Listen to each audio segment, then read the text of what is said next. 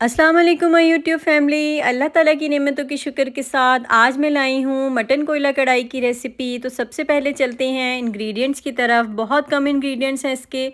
हमने यहाँ पर हाफ़ के जी से कम मटन लिया है, 3 से 4 टेबल स्पून दही लिया है, एक बड़े साइज़ का टमाटर है, एक छोटा प्याज है, बारीक चॉप कर लें, 1 टेबल स्पून लहसुन और 2 टेबल स्पून पानी मिक्स कर दिया है, हाफ़ टेबल स्पून लाल मिर्च है, 1 टीस्पून नमक है, कसूरी मेथी, गरम मसाला और काली मिर्च तीनों हाफ़ टी स्पून लेके हमने मिक्स कर लिया है। 1 टेबल स्पून ही हमारे पास कुटा सूखा धनिया है।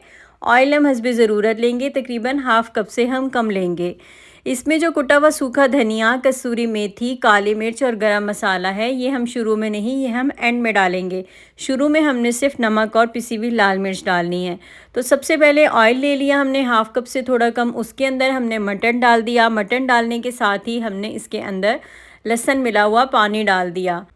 साथ ही मैंने इसके अंदर पिसी हुई लाल मिर्च और नमक भी शामिल कर दिया और इसे एक अच्छा सा मिक्स दे दिया।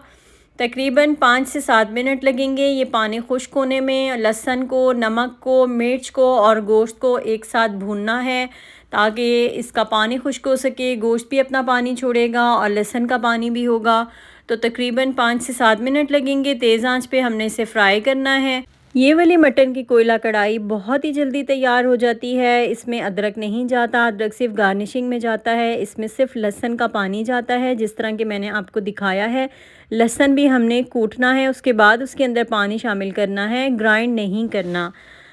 अब यहाँ पे हमने अच्छी तरह से सब चीज़ों को यकजान करके भून लिया है। अब जैसे ही पानी खुश्क हो गया तो हमने इसके अंदर प्याज शामिल कर देना है बारीक कटा हुआ, और टमाटर की 2 स्लाइस करके हमने वो शामिल कर दिया। और साथ ही हम गोश्त के अकॉर्डिंग जितनी देर में गोश्त गलता हो उसके अंदाज़े के मुताबिक हमने तकरीबन 1.5 कप पानी डाल दिया।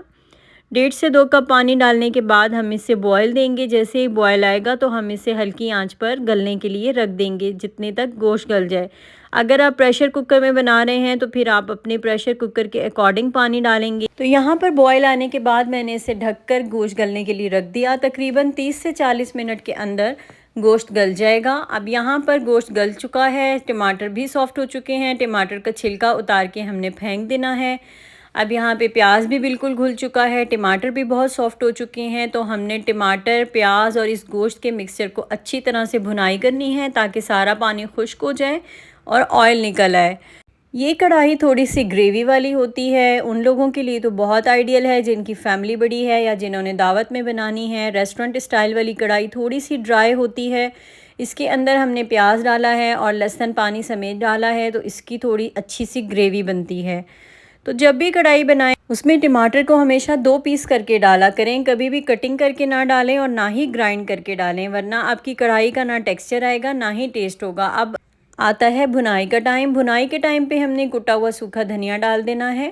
कुटा हुआ सूखा धनिया डाल के हमने अच्छी तरह टमाटर के साथ इसको भूनना है ताकि टमाटर भी घुल जाए और बिल्कुल टमाटर हमारी ग्रेवी के अंदर नज़र ना आए। इतनी हमने भुनाई करनी है और ऑयल भी बाहर आ जाए। तो यहाँ पर तकरीबन 5 मिनट लगे थे इसे भुनाई करने में। आप चम्मच के साथ मैश भी करते जाएं क्योंकि टमाटर बहुत अच्छी तरह गल चुके हैं। तो भुनाई में हमें इतना टाइम नहीं लगेगा, हार्डली हमें 5 मिनट लगे थे।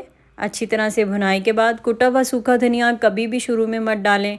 कुटा हुआ सूखा धनिया अगर आप कोई भी कढ़ाई बना रहे हैं उसको आप बिल्कुल उतारने वाली स्टेज पर डालेंगे तो उसका फ्लेवर ही अलग होता है। आप कभी भी ये नहीं समझिएगा कि कोई कच्चा सा फ्लेवर आएगा या कोई अच्छा फ्लेवर नहीं आएगा। अब यहाँ पे हमने टमाटरों को अच्छी तरह भुनाई के बाद हमने उसके अंदर दही शामिल कर देना है। दही को अच्छी तरह थोड़ा सा पानी डाल के फेंट लें।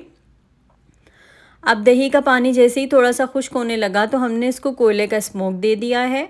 कोयले का स्मोक देने के बाद 5 मिनट इसको हमने ढक के रख देना है। चूल्हे की आंच हमने बहुत हल्की रखनी है। अब जो हमारे पास दम का सामान पड़ा हुआ था जिसमें कसूरी मेथी है, गरम मसाला है और काली मिर्च है, इसको हमने अच्छी तरह से हथेली पे मसल लेना है। हथेली पे मसल लेने के बाद इसकी एक अच्छी सी खुशबू निकल आती है। फिर हमने इसको ऊपर गार्निश कर देना है और बस दम दे देना है।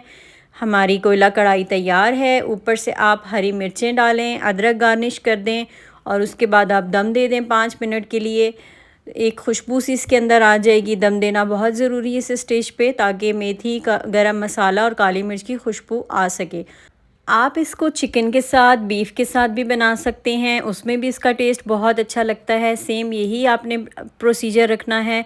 और यहाँ पर मैं डिश को सर्व आउट करने लगी हूँ। आप इसे चपाती और नान के साथ सर्व करें। आई होप आपको रेसिपी पसंद आई होगी। रेसिपी पसंद आए तो लाइक, कमेंट, शेयर, सब्सक्राइब ज़रूर कीजिएगा। अपनी दुआओं में मुझे ख़ुसूसन याद रखिएगा। मिलते हैं एक नई रेसिपी के साथ, एक नए दिन के साथ। तब तक के लिए अल्लाह हाफ़िज़।